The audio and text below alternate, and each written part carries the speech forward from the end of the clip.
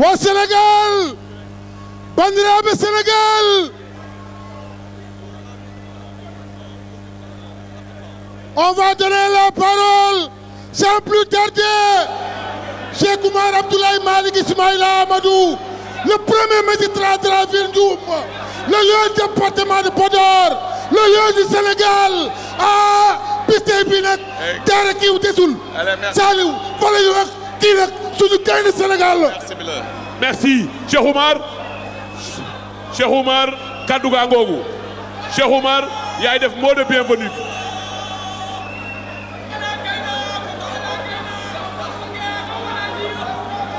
Assalamu alaikum mon. Assalamu alaikum.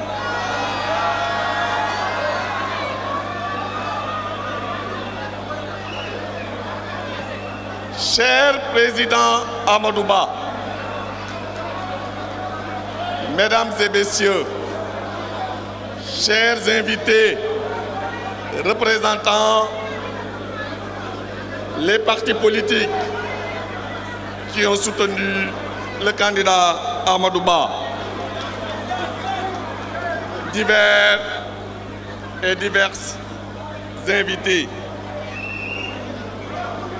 C'est avec un immense honneur que je prends la parole aujourd'hui en tant que président du comité d'initiative dans un moment que nous nous apprêtons à graver dans l'histoire de notre pays. Ce jour marque le début d'une nouvelle ère pour le Sénégal. Une ère où nous réinventerons notre engagement politique avec audace, détermination et conviction. Nous ne sommes pas ici simplement pour participer à l'élan de la scène politique, mais pour répondre à une demande pressante et sincère du peuple sénégalais qui a soif de renouveau. Oui, chers compatriotes, ce n'est pas un parti de plus que nous nous préparons à fonder, mais une véritable force de changement. Une force qui se veut le porte-étendard d'une vision claire et profondément ancrée dans les réalités de nos concitoyens. Mesdames et messieurs, cette journée symbolise le lancement d'une dynamique inédite, portée par un homme d'une rare envergure, un homme que vous connaissez tous et qui, au fil de ses nombreuses années de service, a su gagner l'estime, la confiance et le respect de tout un peuple. Vous avez compris, je veux nommer le président Amadou Ba. Le président Amadou Ba, c'est sous sa direction que nous posons aujourd'hui les fondations, ou que nous démarrons le processus pour poser les fondations d'un parti profondément enraciné dans les aspirations des Sénégalaises et des Sénégalais. Un parti, je l'affirme avec force, qui saura écouter, agir et être au cœur des préoccupations de notre nation. Vous me permettrez ici de saluer l'ensemble des personnes, des cadres, des jeunes, des femmes qui ont accompagné le président Amadou Ba dans cette initiative pour le lancement du processus de création de son parti que nous espérons très bientôt. Je remercie ces hommes et ces femmes qui sont compétents, qui sont intègres et qui ont un amour indéfectible pour le Sénégal et qui représentent la diversité et la richesse de notre peuple. Leur engagement est le reflet d'une volonté collective de faire face aux défis que traverse notre pays avec courage et lucidité. Ensemble, nous œuvrons sans relâche pour préparer l'état qui permettra au moment venu la naissance officielle de cette nouvelle entité politique. Ce parti, nous le construirons pas à pas avec méthode, rigueur et sagesse. Mesdames et messieurs, nous sommes conscients de la responsabilité qui pèse sur nos épaules, sur les épaules du président Amadou Ba. Nous savons que le Sénégal traverse une période où les enjeux sont immenses. Et partout, des voix s'élèvent pour réclamer un leadership à la hauteur des attentes. C'est ici, vers cet homme, Amadou Ba, que le peuple s'est tourné. L'homme dont le parcours et l'expérience parlent d'eux-mêmes. En tant que ministre de l'économie et des finances, ministre de l'économie, des finances et du plan. Auparavant, il a été le meilleur directeur général des impôts et domaines de l'histoire du Sénégal. Il a été aussi ministre des Affaires étrangères et enfin Premier ministre. Amadou Ba a incarné la rigueur, la compétence et l'efficacité. Il a su, avec maîtrise et clairvoyance, conduire notre économie à travers les tempêtes mondiales et renforcer la place du Sénégal sur la place internationale. Ces résultats sont tangibles. Ils sont la preuve qu'au-delà des mots, le président Amadou Ba sait agir, il sait bâtir, il s'est transformé. Sous sa gouvernance, notre pays a non seulement tenu tête aux crises économiques, mais a aussi renforcé sa diplomatie en devenant un acteur incontournable en Afrique et dans le monde. Mesdames et messieurs, cette initiative que nous lançons aujourd'hui est avant tout celle du peuple. Elle répond à une forte demande des Sénégalais et des Sénégalaises qui, face à l'incertitude et à la crise, se sont tournés vers Amadou Ba, convaincus qu'il est l'homme de la situation. Il voit en lui la personne qui, dans l'ombre et la lumière, a tenu bon à résister. Nous pouvons tous ici attester des capacités de Amadou Ba et nous savons que c'est un homme très résilient. C'est pourquoi aujourd'hui il est là.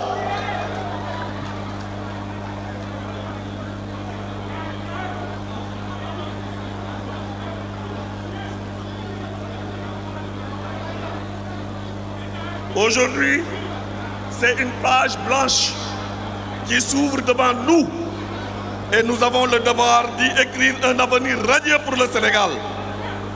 Je vous invite donc à participer à cette marche vers un renouveau politique. Que ce jour soit gravé dans l'histoire, non pas comme un simple lancement, mais comme le début d'une grande aventure collective, un élan vers un Sénégal prospère, juste et uni. Que Dieu bénisse le Sénégal. Vive le président Amadou Ba. Vive le Sénégal. Vive la nouvelle responsabilité. Je parle 2 minutes. 2 minutes. En wolof. ñaari minutes. li ñu fi dajale tey ñun ñëpp xam nañ ko. mooy yaakaar bi ñu am que ne Amadou Ba mën na yore Sénégal et tey ñi fi toog te mënuñu dara Amadou Ba moo mën a liggéey Sénégal man li ma fi téye ma wax rek li ma fi teg fii am na weer ci ginnaaw ñu toog di waxtaan moom Amadou Ba mu ne ma Cheikh Oumar Anne bëgg naa nga dajale nit ñi waxtaan ak ñoom pour ñu jëm créer ji parti mais bu ñu bàyyi benn sénégalais nañu xaar ñëpp ak fu ñu jógee mais nañu benn rek lañ ciy laaj mooy na fekk ne ñu nga xam ne dañoo bëgg Sénégal jëm kanam ba mu ma waxee loolu laa xam ne Amadou taxaw na pour liggéeyal Sénégal xamoon naa ko démb mais ba mu ma waxee yow Cheikh Oumar Anne bëgg naa nga jiite kuréel buy dem taxawal parti moom Amadou xam na ma ñu bëri xam nañ ma fii ku ma jox dara da ngaa bëgg mu sotti ndax li ma mën yëpp dinaa ko ci def te du ma déglu du ma def dara damay continuer donc bu ñu tasee fii tey Amadou moo joxoon yoon bi may sant nag ñëpp ñi nga xam ne fekkee woon nañ ko nangu ko ànd ak man ñu liggéey tey ci ndigalu Amadou Ba ci yaatalam ci xalem ci déggoom ak yaatuwaayam ñu egsi fii tey nag lii ñu ngi sant yàlla di gërëm ñi fi nekk ñëpp asalaamaaleykum wa rahmatullahi wa taala wa barakatuhu.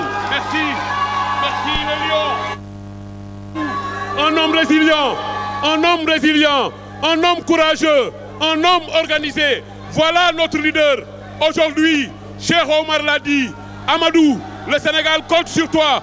Le Sénégal va te tendre les bras et vous allez avec nous faire le tour du Sénégal, discuter avec les gens, les parler, mais aussi les expliquer la stratégie. L'arrivée, le président Amadou Ba. Président Amadou Ba. L'arrivée, le président Amadou Ba.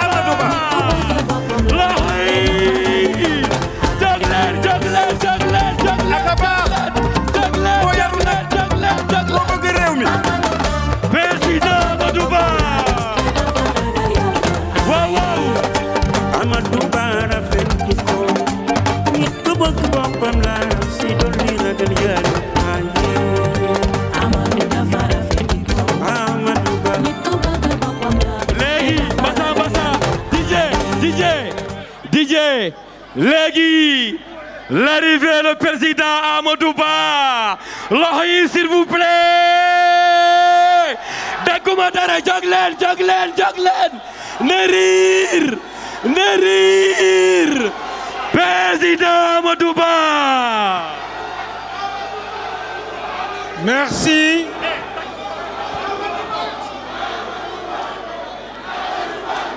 Amadou Ba. Merci. Amadou Ba, taal leen portable yi. Merci. waa boor bi yëkkati leen ma seen mbaxane yi ma xool. Yëkkati leen mbaxane yi ci kaw. Yëkkati leen ko ci kaw ma xool. waaw loolu la acca na jóg. Merci. Léegi nag gars yi. waa léegi nag fils. Léegi nag dama leen di ñaan. Dama leen ne gars yi Amadou doit s'adresser au Sénégal, à l'Afrique et au monde entier. Dimbali leen ma rek ñu déglu ko. Nañ leen ko déglu. Nous sommes en direct sur 8 télévisions. Nañ leen ko déglu message am mën ko décortiquer su ëllëgee mu nekk suñu base de travail envers les populations. S'il vous plaît, Amadou, je vous retourne la parole. Jërëjëf.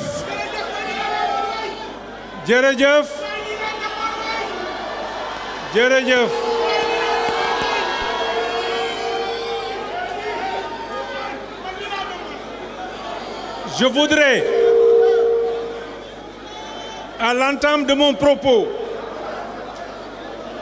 avoir une pensée pieuse aux familles et rendre hommage aux victimes de toutes les violences, mais aussi à celles des naufrages et accidents de la route.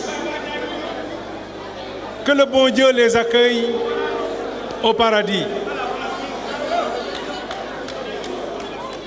Notre responsabilité est grande au regard de ces drames.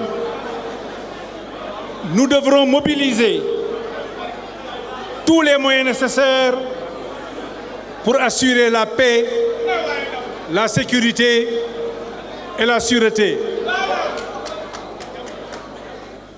bi may ñëw léegi it kenn ku ma jege koo xam ni fuñ ko gis seen ma à côté muy Chapar Mbaye di doomu Pape Alhaj Mansour Mbaye rakkam dafa wàññeeku bu doon loolu di ngeen ko fi gis moo doon sama attaché de cabinet depuis bi ma nekkee direction générale des impôts démb rek ñu ngi nekkoon rakkam wàññeeku su ma ñëwee ba fii il faut que ma jaale ko wax ko su ma jógee fii léegi it balaa may dem fenn ci kër ga laay dem. Mesdames et messieurs, chers compatriotes, il est des moments dans la vie d'un homme, dans la vie d'une nation, où l'histoire elle-même semble retenir son souffle. Des instants où le destin nous appelle à faire un choix décisif, à poser un acte fondateur. Aujourd'hui, nous sommes à un tel tournant. Le Sénégal traverse une période de grande attente, des défis économiques et sociaux innombrables. Plus que jamais, l'heure est venue d'agir. Oui, agir. Non pas avec précipitation, mais avec discernement, méthode et détermination. Avant d'aller plus loin, permettez-moi d'exprimer ma profonde gratitude aux Sénégalaises et Sénégalais qui, lors de la dernière élection présidentielle, m'ont accordé plus de 35% de leur confiance.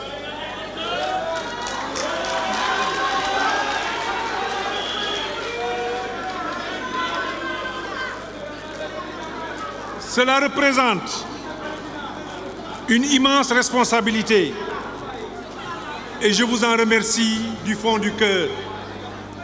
Au-delà des chiffres, ce soutien est un témoignage des aspirations profondes de notre peuple, des espoirs, des préoccupations et des rêves que vous avez partagés avec moi tout au long de cette campagne. Depuis lors, de nombreux appels ont été lancés pour que je crée ma propre formation politique. Je vous ai entendu, je vous ai compris et après mûre réflexion, j'ai décidé de répondre à cet appel.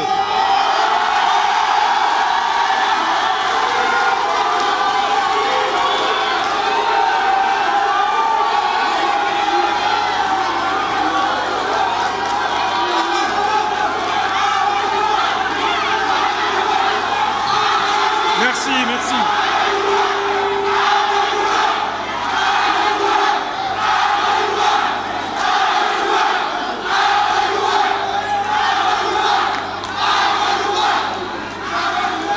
C'est pourquoi, mes chers compatriotes, je souhaite que nous avancions de manière réfléchie et inclusive en suivant une démarche différente. Celle de l'écoute et du dialogue avant tout.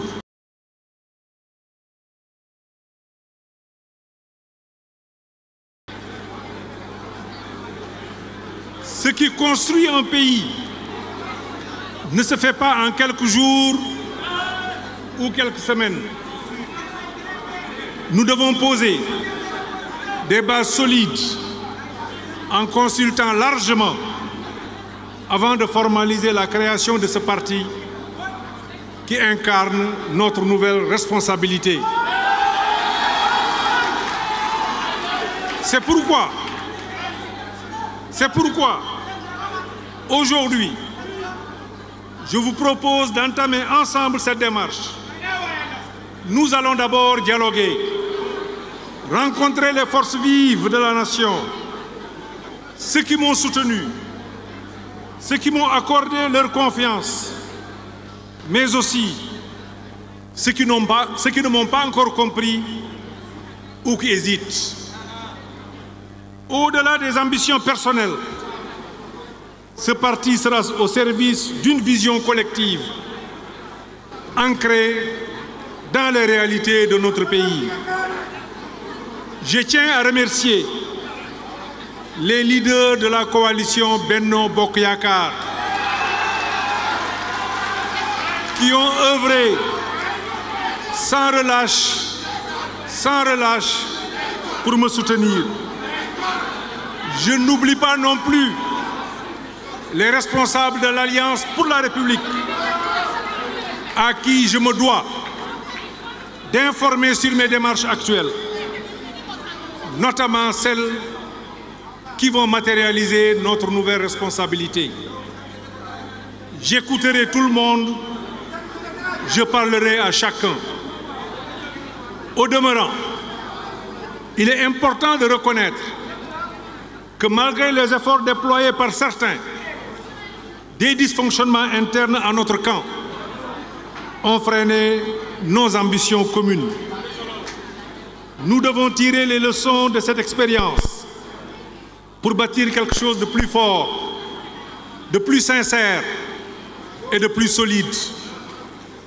Ma responsabilité m'engage, avant toute décision, à dialoguer avec tous ceux qui m'ont soutenu, tant au Sénégal que dans la diaspora.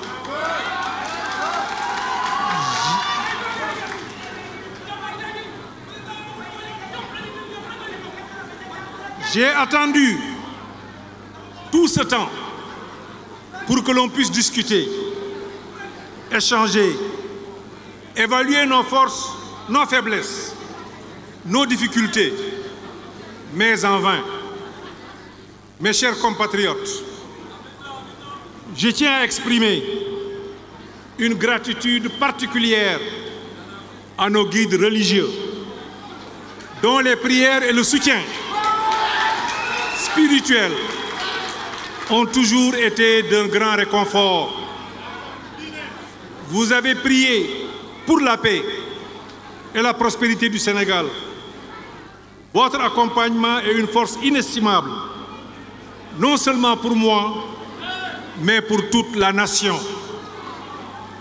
Votre engagement pour la stabilité et l'harmonie sociale a été toujours une source d'inspiration. Et je vous en remercie très sincèrement. Le Sénégal en a besoin aujourd'hui plus que par le passé.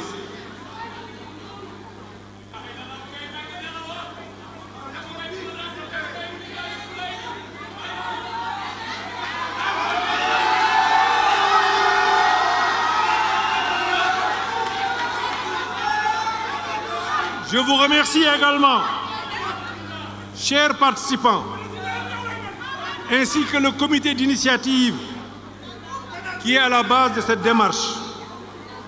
Vous avez relevé le défi de l'organisation, le défi de la mobilisation. Vous avez répondu à l'appel du peuple. Je vous remercie. Ensemble, nous allons poser les fondations d'un avenir meilleur pour notre pays.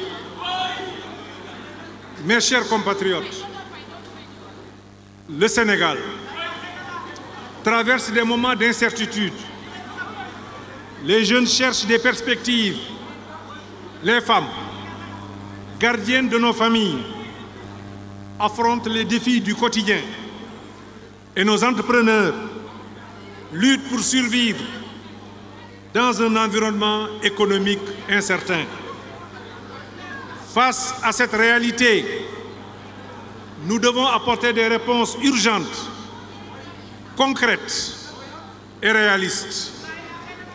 Mes chers compatriotes, ce nouveau parti, croyez-moi, ne sera pas un de plus. Il sera fondé sur l'écoute, le dialogue, l'action et la responsabilité. Nous voulons créer un cadre où chaque Sénégalais pourra s'exprimer librement, contribuer au débat et participer activement à la construction de notre avenir commun.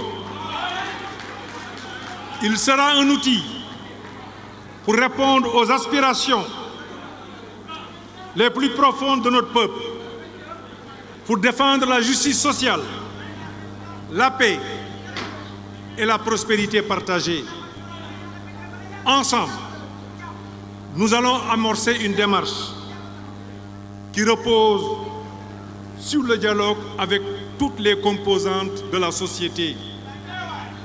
Nous irons à la rencontre des Sénégalaises et des Sénégalais, dans la diaspora, dans chaque région, chaque département, chaque commune, chaque quartier, chaque village. Nous ne viendrons pas avec des réponses préétablies. Nous écouterons tout d'abord. Nous voulons un parti qui ne soit pas l'émanation d'une élite, mais celui du peuple tout entier, enraciné dans les réalités du terrain. Je ne cherche pas à construire un parti pour une élection. Je m'engage à entamer une tournée nationale pour rencontrer ceux qui m'ont soutenu, mais aussi ceux qui doutent. Ce dialogue est essentiel.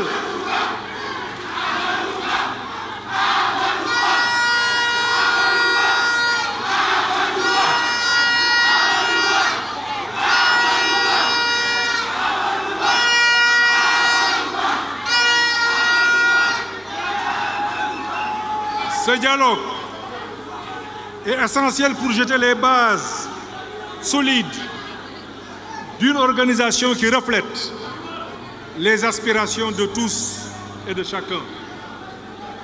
Ce parti sera le vôtre, celui de tous les Sénégalais, celui de la paix et du progrès.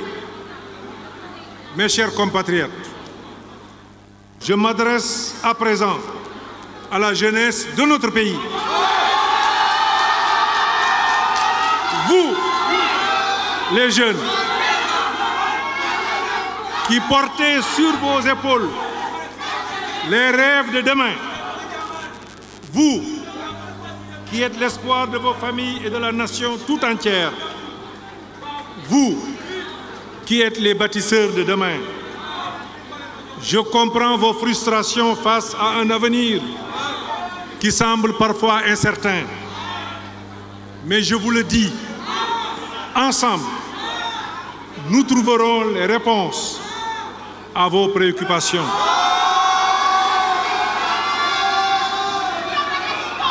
Cette formation sera un espace où votre voix comptera, où vos idées prendront forme. À vous, vaillantes femmes de notre pays, qui êtes les piliers de nos foyers et de notre économie, je vous dis, cette organisation sera aussi la vôtre. Votre engagement est essentiel pour construire un avenir meilleur pour notre nation. Ensemble, nous allons relever les défis qui nous attendent, car il ne peut y avoir de progrès sans votre participation active. À notre valeureuse diaspora, véritable fierté nationale, dont le dynamisme et l'engagement contribuent au rayonnement de notre pays à travers le monde. Vos préoccupations, vos aspirations seront au cœur des priorités de cette nouvelle structure. Ensemble, nous construirons un avenir où chaque fille et fils du Sénégal, peu importe où il se trouve, aura sa place dans la transformation et l'essor de notre chère nation. Mes chers compatriotes, il est plus que nécessaire de nous élever contre l'intolérance, les violences verbales et physiques qui gangrènent notre société et suscitent une inquiétude légitime. Chaque jour, nous voyons des actes, entendons des propos qui divisent, qui attisent la haine et fragilisent notre cohésion nationale. Dans ce contexte, j'en appelle à la sérénité et au sens des responsabilités de chacun, car c'est un climat apaisé et propice au dialogue. C'est dans un climat apaisé et propice au dialogue que nous pourrons préserver la stabilité de nos institutions et garantir la continuité des activités économiques essentielles au développement de notre pays. Mes chers compatriotes,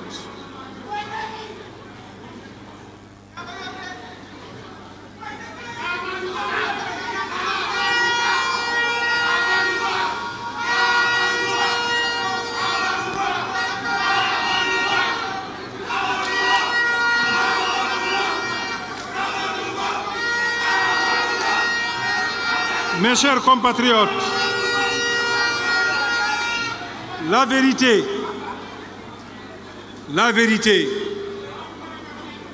ne doit pas être tributaire de nos positions ou des circonstances du moment.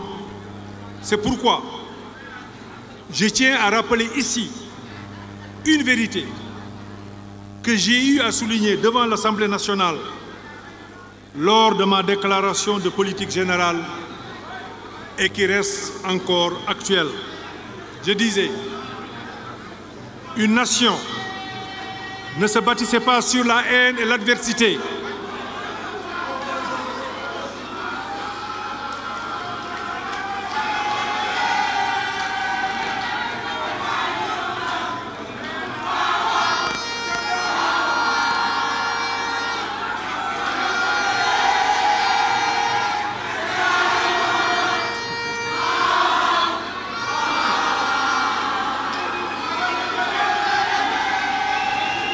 S'il vous plaît. Je disais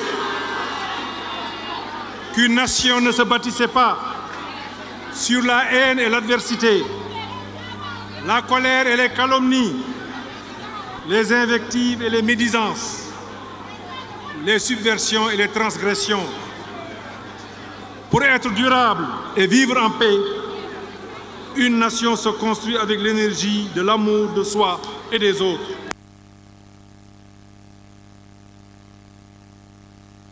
Inconditionnel pour la patrie. C'est cette énergie de paix, d'unité et de respect mutuel que nous devons cultiver pour construire ensemble le Sénégal de demain. Notre pays a besoin aujourd'hui de sursaut, celui de toutes ses filles et de tous ses fils dans la responsabilité pour consolider la paix en vue de bâtir un Sénégal de prospérité. Mes chers compatriotes, nous avons encore du chemin à parcourir, des défis à relever, des obstacles à surmonter. Mais ensemble, nous bâtirons un Sénégal plus juste, plus prospère, un Sénégal où chacun aura sa place. Nous vous proposons un instrument de transformation, un outil au service du peuple pour un avenir plus équitable. Je vous invite à prendre part à cette nouvelle dynamique, à apporter vos idées, vos suggestions et votre énergie. Le parti que nous allons créer sera un parti du peuple, par le peuple et pour le peuple. Que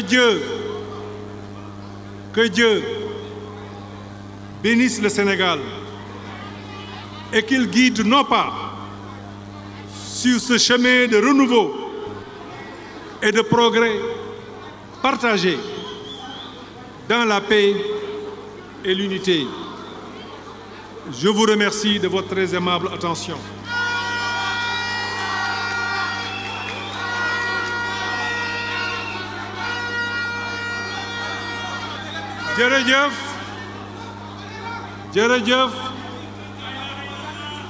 jërëjëf mbokki Sénégal maa ngi leen di nuyu ku nekk ci turam ak santam di leen baal àq di leen baalu àq di leen massawu bi élection yi passé ak léegi defuma benn xew-xew pour waxtaan ak sénégalais yi dama toog di xaar di déglu lépp ñu jéem ko teg ci li nga xam ni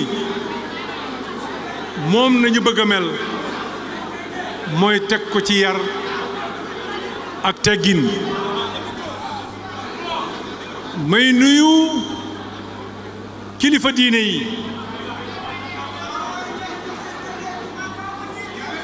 di leen ñaanal ñoom ñëpp ñi yàgg fi te wér sunu waajur yi nekk ci islaam ñu nekk ci weeru yonent bi sallallahu taala alayhi wa sallam ñu leen di nokkeel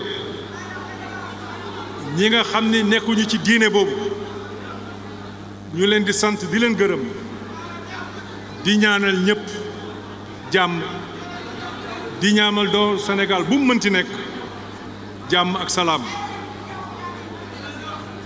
tey jii dégg nañu ay xew-xew muy accident bu metti bu am bi ñuy ñëw ñaanal nañ leen bi ñuy tàmbali dafa jaadu ma ñëwaat ci massaw Sénégal yëpp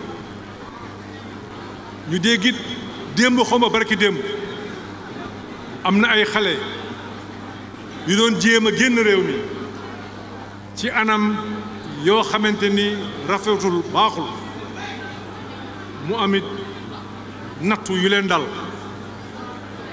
ñuy ñaanal ñi nga xam ni jóge nañ fi ñoom ñëpp yal na leen yàlla yërëm te xale leen àjjana loolu yëpp di ñu won sunu responsabilité sunu cër ndax lu dal benn sénégalais jàpp nañ ni ñëpp la dal bu nekkee bànneex la dañ ko war a bokk bu nekkee safaan ba ñun ñëpp dañ ko war a meccetlu ànd jéem ko saafara may nuyu kilifa Benno Bokk Yaakaar yëpp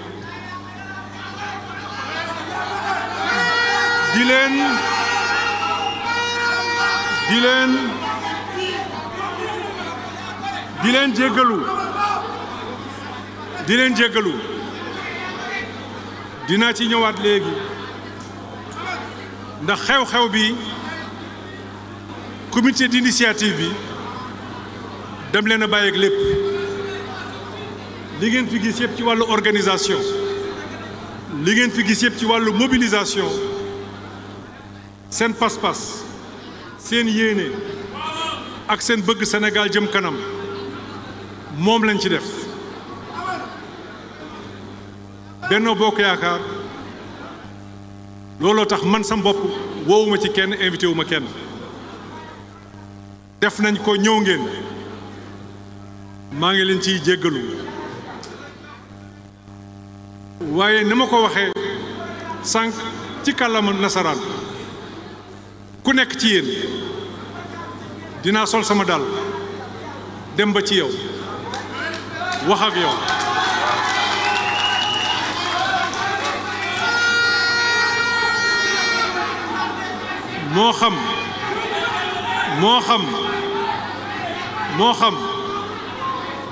moo xam ñu déggoo ci initiative wala ñu bañ ci déggoo mais sama wareef mooy ku nekk ci yéen ma tàllal la loxo wax ak yow Benno Bokk Yaakaar yépp dinaa ko ci def ko aussi ci Alliance pour la République ay la yéwén ñi ëpp ci yéen jàpp nañ ci bu baax a baax loolu mooy dëgg it ñëpp ci yéen dëgg la balaa élection yi di am ci campagne amoon nañu tuuti jafe-jafe loolu yi dëgg la mais loolu pour man mi ngi ci ginnaaw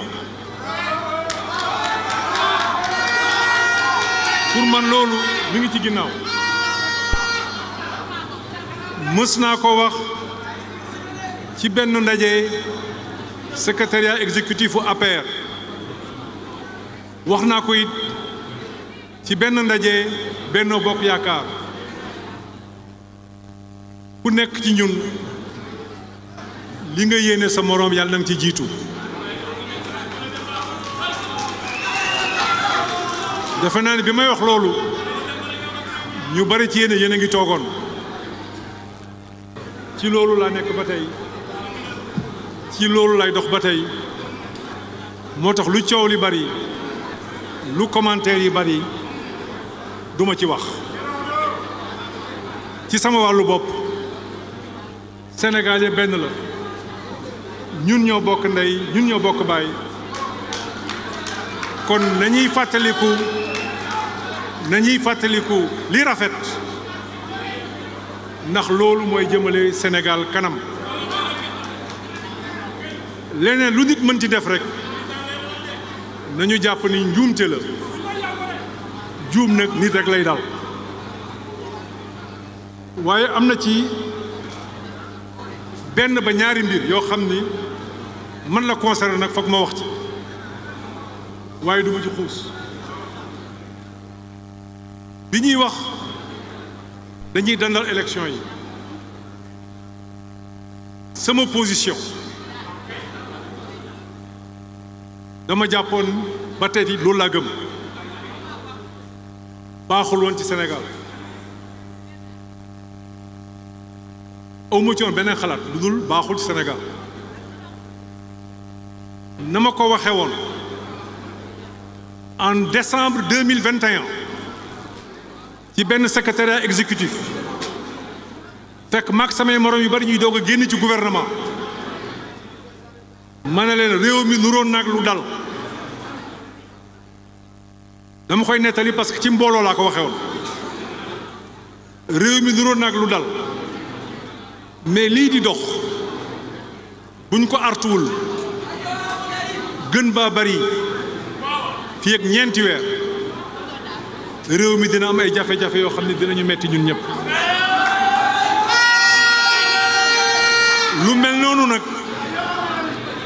mel noonu nag laa doon tiit ci Sénégal moo taxoon ma jàpp ni dandal élection ñu def ko ci jàmm ak salaam ku gañe sénégalais yëpp jàppale la bàyyi la nga liggéey jàpp naa ni loolu moo gën ci Sénégal loolu moo ëpp sunuy jëm loolu de def naa ko dégg naa it ñu wax ba boole ma ci ay guerre boobu ñu ngi yàq ma bëgg xamal waa Sénégal fii ma taxaw musuma wax mbaa ma def ci langue politique muy waa APR di bennoo loo xamante ni bu ñu ko nettalee damay sëgg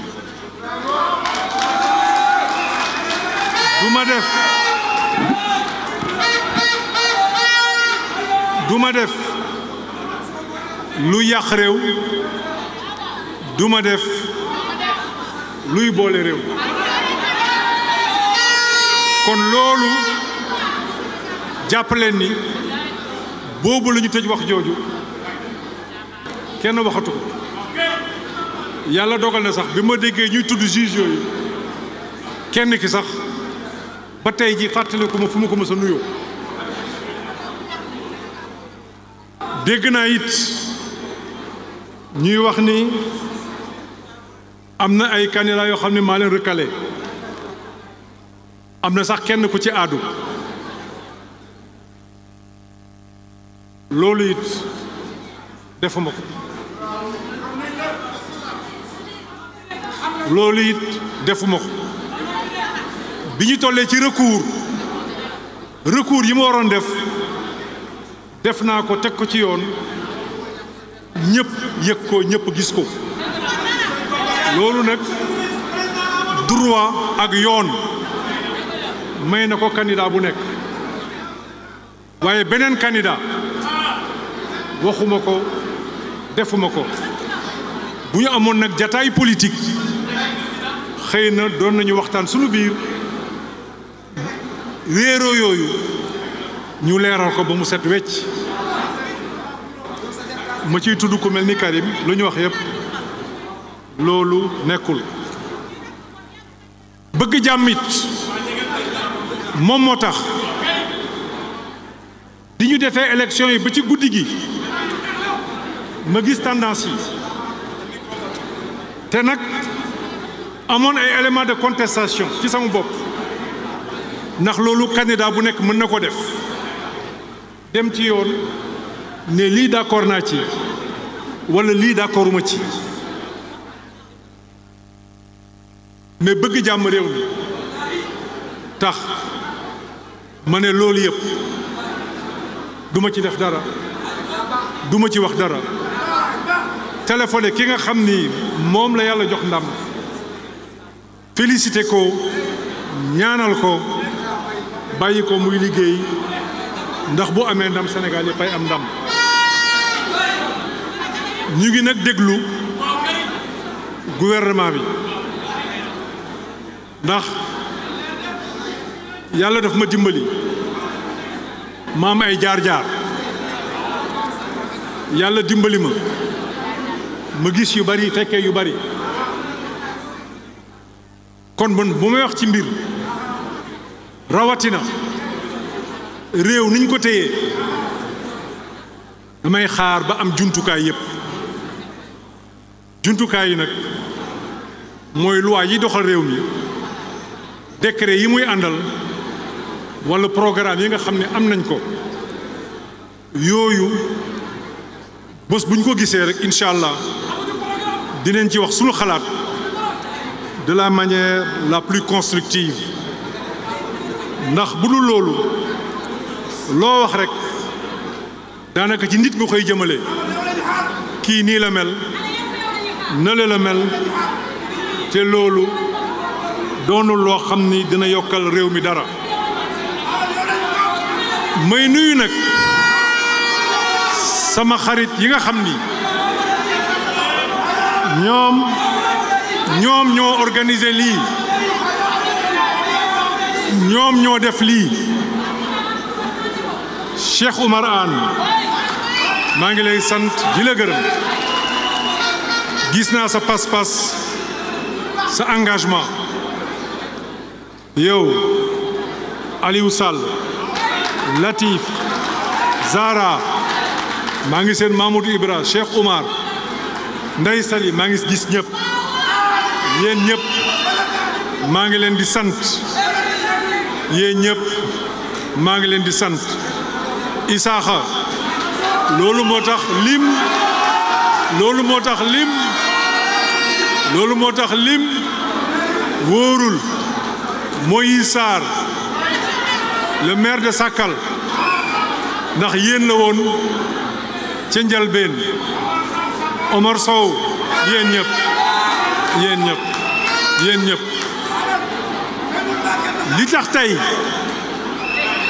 li tax tey may installer comité d'initiative damay njaboot biñ ko yëkkatee ñii xam nañ ne dem naa ba ne leen nañu dàq bés bi ndax boo dee njaboot ñi ma wax dañoo bëgg a ñëw ñi ma wax dañoo bëgg a bokk ñi ma wax kenn waru leen cee jiitu dëgg ne xel dama dem ba ci yàgg yéemu sant yàlla toog sama biir néeg ne man xawma lan laa defal sénégalais yi moo tax ma ne leen nañu changer processus bi nañ ko changer au lieu ñu jógee du sommet vers le bas dañuy jóge ci suuf jëm ci kaw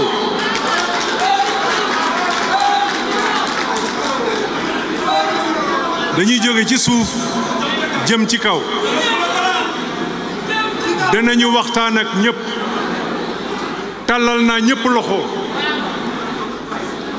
sans exclusive tàllal naa loxo ñëpp sans exclusive ñëpp laa wax dinaa waxtaan ak ñëpp benn préoccupation rek laa am mooy ku bëgg a jàmm deuxième préoccupation mooy ku bëgg réew mi troisième préoccupation mooy ku gëm démocratie quatrième démocratie mooy ku jàpp ni liggéey rek la ñu war a def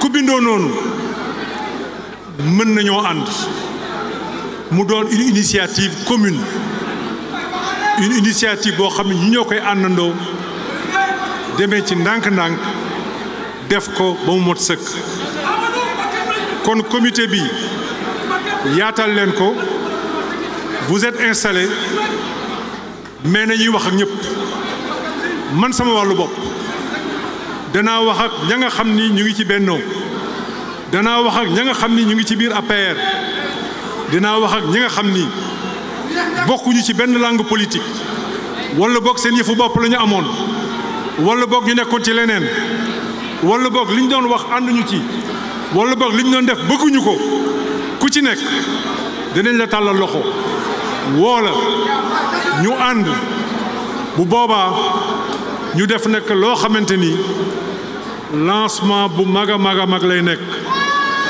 assemblée générale ou congrès grandeur nature nga xam ni ku ci am responsabilité ku ci am cër ci base bi lay jógee xale yi nag war nañ ci jouer un rôle principal ndax xale yi ni ma ko waxee c'est l'avenir kenn werante wu ko mais Sénégal ak Afrique yëpp xale yi c'est le présent kon kenn du tabax te ànd koog yéen kenn du tabax te jiitalu leen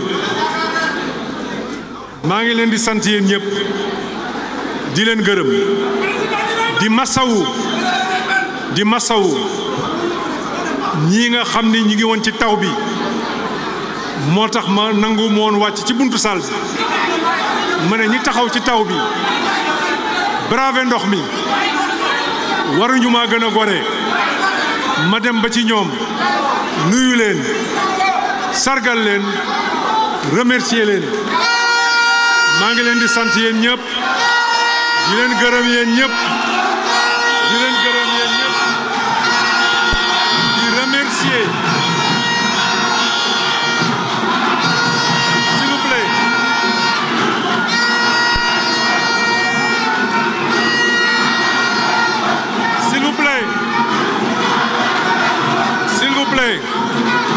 S'il vous plaît.